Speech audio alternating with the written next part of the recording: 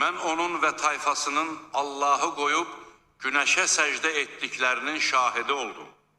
Şeytan onların əməllərini özlərinə gözəl göstərmiş və onları haqq yoldan çıxartdığına görə haqqın yolunu tapa bilmirlər. Şeytan ona görə belə etmişdir ki, göylərdə və yerdə gizli olanı aşkara çıxardan, sizin gizlətdiklərinizi də, üzə çıxartdıqlarınızı da bilən Allaha səcdə etməsinlər.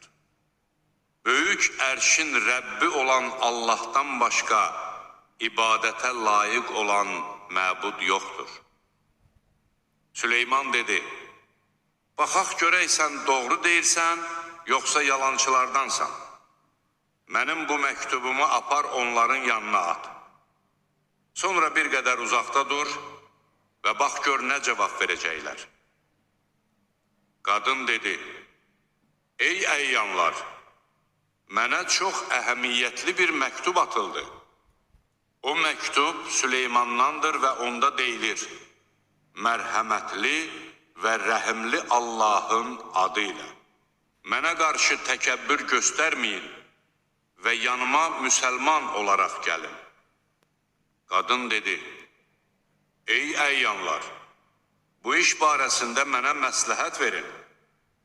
Mən heç vaxt siz yanımda olmayınca qəti qərar verməmişəm. Onlar dedilər, biz böyük bir qüvvət və qüdrət sahibiyik. Buyruq isə sənindir. Nə buyuracağını özün fikirləş. Qadın dedi, hökümdarlar hər hansı bir məmləkətə soxulduqları zaman onu viran qoyar, xalqının hörmətli adamlarını da zəlil edərlər. Onlar bax belə edərlər. Mən onlara bir hədiyyə göndərəcəyəm və baxacam görüm elçilər nə ilə qayıdacaqlar. Elçilər Süleymanın yanına gəldikdə o dedi, siz mənə mal dövlətlə mi yardım edirsiniz? Allahın mənə bəxş etdiyi sizin verdiyinizdən daha yaxşıdır. Siz isə ancaq öz bəxşişlərinizlə fərəhlənirsiniz. Onların yanına qayıt.